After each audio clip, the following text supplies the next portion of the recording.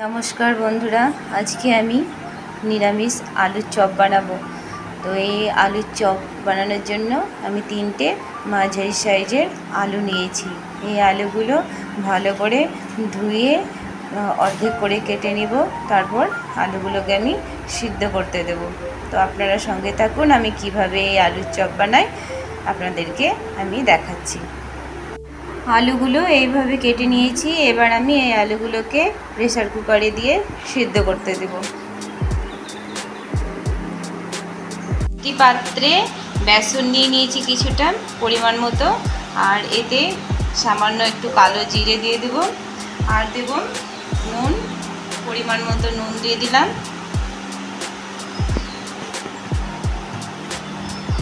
আর দেব একটু সামান্য হলুদ, একটু কালার হবে তার জন্য একটু হলুদ দিয়ে দিলাম, আর একটু দিয়ে দেব কাশ্মীরি লঙ্কা গুঁড়ো, লাল লঙ্কা গুঁড়ো। তারপর এখানে কিছুটা মতো রিফাইন্ড তেল দিয়ে দেব, কারণ এই তেলটা দিলে চপটা খুব সফট হবে খেতে। ব্যাস এগুলো আমি এবার মিশিয়ে নিব।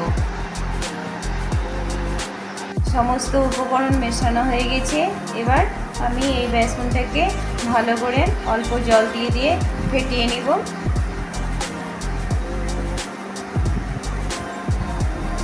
একসঙ্গে বেশি জল দিলে হবে না, অল্প অল্প জল দিয়ে এটাকে ফাটতে হবে, তবে এটা খুব সুন্দর একটা ব্যাটার তৈরি হবে।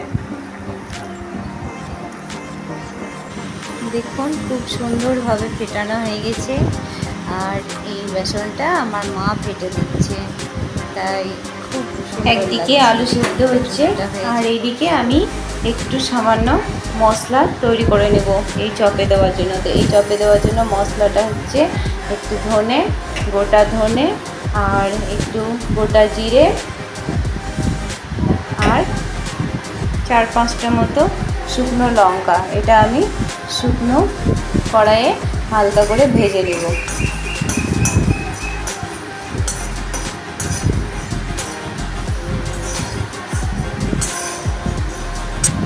উপকরণগুলো ভেজে নিয়েছি, কড়াই থেকে নামিয়ে তারপর আমি এটাকে শিলনোড়া দিয়ে পিষে নিব।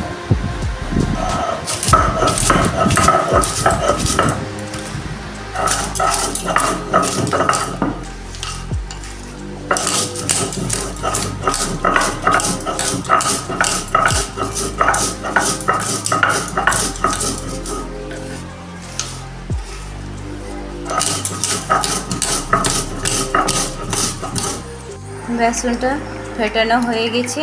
এবার এটাকে আমি কিছুক্ষণ রেস্টে রাখবো। দেখুন আলুটা সেদ্ধ হয়ে গেছে। গ্যাসে কড়াই বসিয়ে দিয়েছি। এবার কড়াইতে অল্প সামান্য একটু তেল দিয়ে দেব।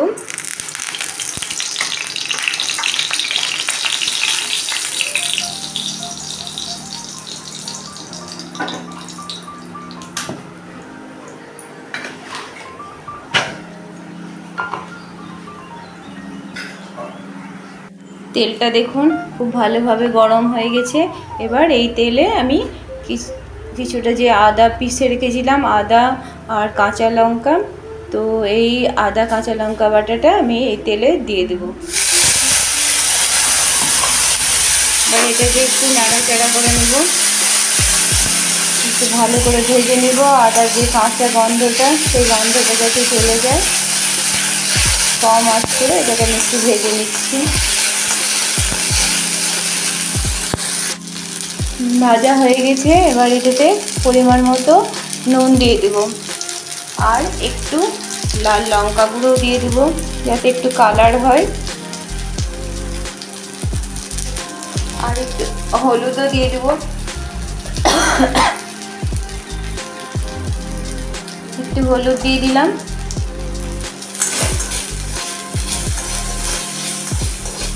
এবার আমি এই আলুগুলোকে এই কড়াইয়ের মধ্যে ছেড়ে দেব।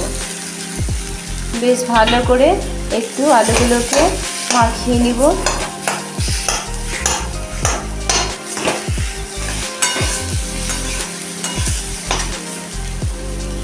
দেখুন আলু মাখাগুলো একদম ঠান্ডা হয়ে গেছে। এবার আমি এই আলুগুলোকে চপের আকারে বানিয়ে নেব। তো একটু সামান্য হাতে রিফাইন্ড তেল নিয়ে নিলাম।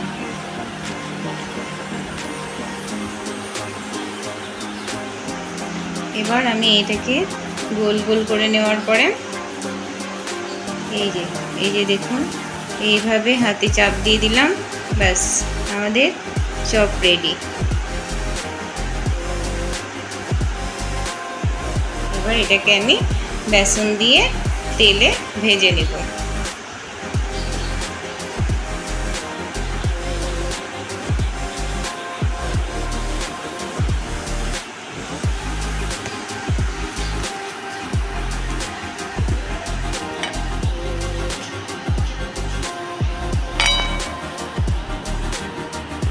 দেখুন 3টে আলুতে আমার কতগুলো চপ হচ্ছে। তো চলুন এবার চপগুলো ভেজে নেওয়া যাক। এই যে দেখুন কড়াইতে তেল দিয়ে দিয়েছি, তেল গরম হয়ে এসছে। এবার আমি একটা একটা করে এবার চপগুলো ভেজে নেব। তো ভালো করে তেলটা আগে গরম করে নিই।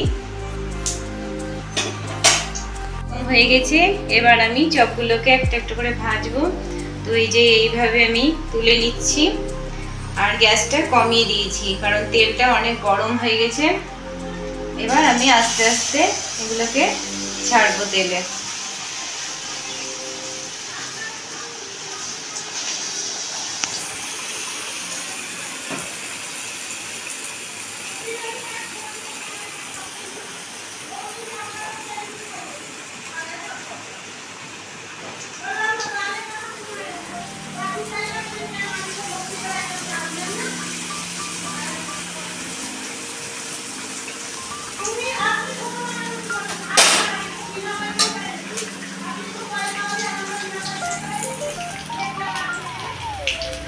এই যে দেখুন কত সুন্দর চপগুলো হচ্ছে। এতে কিন্তু আমি খাবার সোডা দেইনি, কিন্তু তবু দেখুন কি সুন্দর ফুলে ফুলে উঠছে।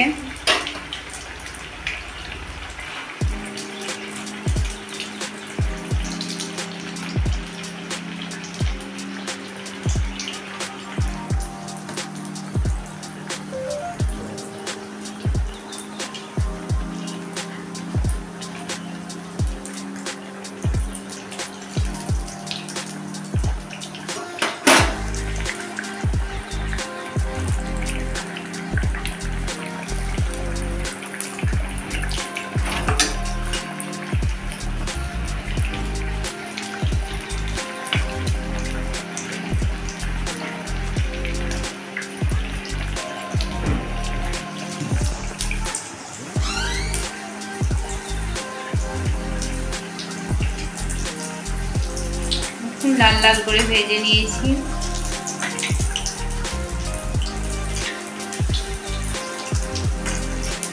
এবার আমি এটা একটা জায়গায় তুলে নেব।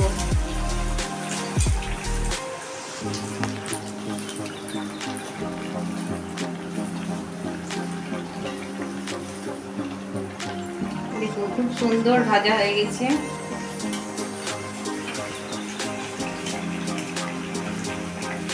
এই দেখুন, এই যে দেখুন একদম লাল লাল হয়ে গেছে চপ, দেখতেই কত সুন্দর লাগছে।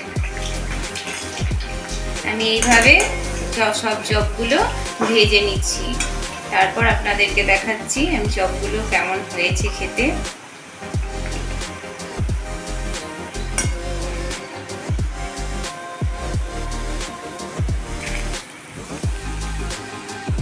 দেখুন আমার একদম গরম গরম চপ রেডি। আর এর সাথে কিছুটা বেসন বেঁচেছিল, তো বেসনটাতে আমি কয়েকটা লঙ্কা ভেজে নিয়েছি। গরম গরম মুড়ির সাথে লঙ্কা ভাজা দিয়ে খুব ভালো লাগে খেতে। আর আমার এই ভিডিওটি যদি আপনাদের ভালো লাগে তাহলে অবশ্যই আমার এই ভিডিওটিকে লাইক কমেন্ট শেয়ার অবশ্যই করবেন আর তার সাথে সাবস্ক্রাইবও করে দেবেন। ভালো থাকবেন, সুস্থ থাকবেন, ধন্যবাদ।